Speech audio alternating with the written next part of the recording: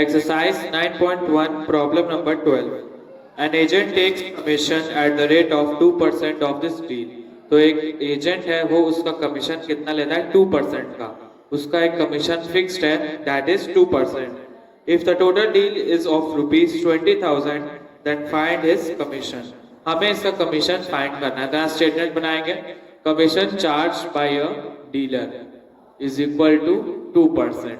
ठीक है, कितना कमीशन चार्ज करता है 2%. या यहां पे आप लिख दीजिए एजेंट.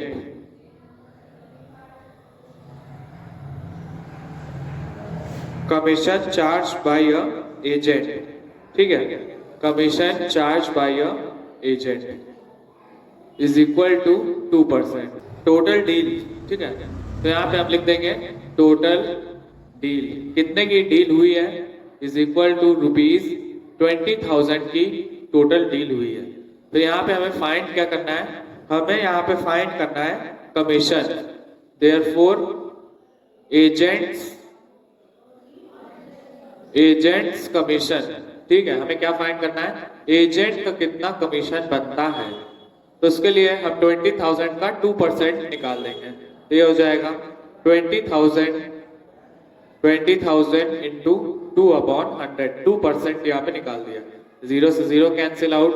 तो ये हो जाएगा रुपीज 400. कितना आ जाएगा यहाँ पे students rupees 400.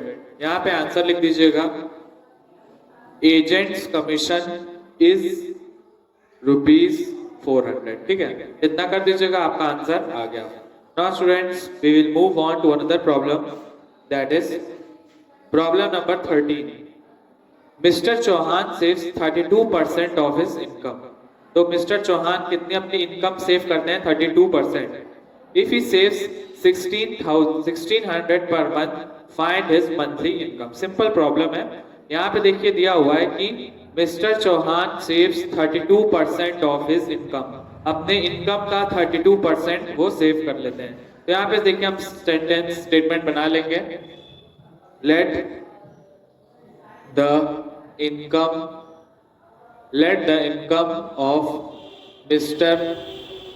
Chauhan let the income of Mr. Chauhan be X.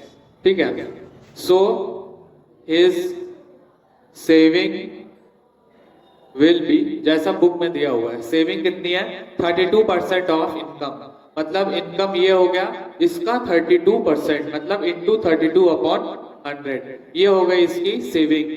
हमें फिर यहाँ पे क्या दिया है if he saves rupees 1600 per month. फिर यहाँ पे देखिए हम लोग लिख देंगे सेविंग ऑफ मिस्टर चौहान.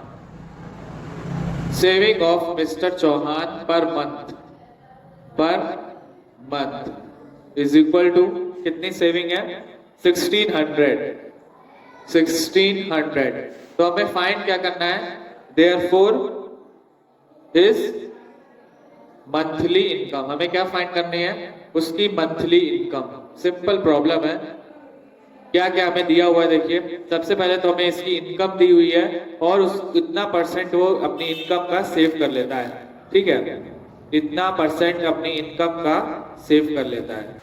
तो यहाँ पे स्टूडेंट्स क्या हो जाएगा x उसकी इनकम है इंटू 32/100. ये हो गया इसकी सेविंग.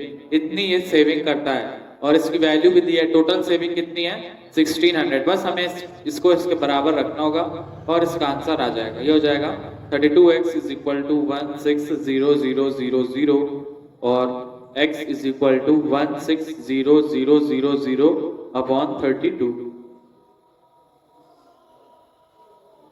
2 5s are 10 0 0 0 5000 और x is equal to rupees 5000. तो यहाँ पे हमें क्या फाइंड करना है हिज मंथली इनकम. तो यहाँ पे आप आंसर में लिख दीजिएगा his monthly income is rupees 5000 और यही स्टूडेंट्स आपका आंसर होगा. Now students come to problem number 14.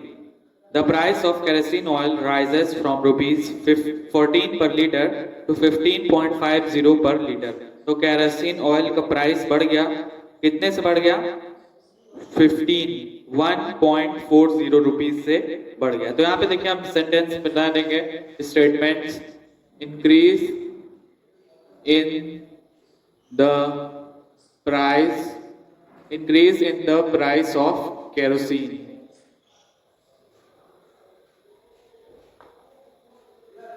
ठीक है, कितने से बढ़ा है?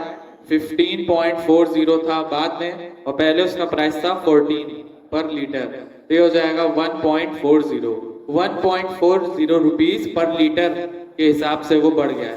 तो यहाँ पे लिख देंगे increase in the price of kerosene is equal to 1.40 per litre. ठीक है, उसके बाद नेक्स्ट दिया है कि what is the percent rise in the original price of kerosene. Therefore percent rise in the price of kerosene. ठीक है, तो इसको सॉल्व करने के लिए स्टूडेंट्स एक फॉर्मूला होता है, और उस फॉर्मूले को हम क्या लिखते हैं कि उस फॉर्मूले में हम लिखते हैं इंक्रीज इन द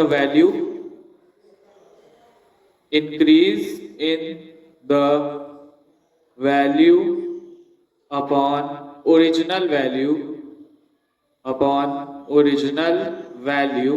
इनटू 100। ठीक है, परसेंट इंक्रीज इन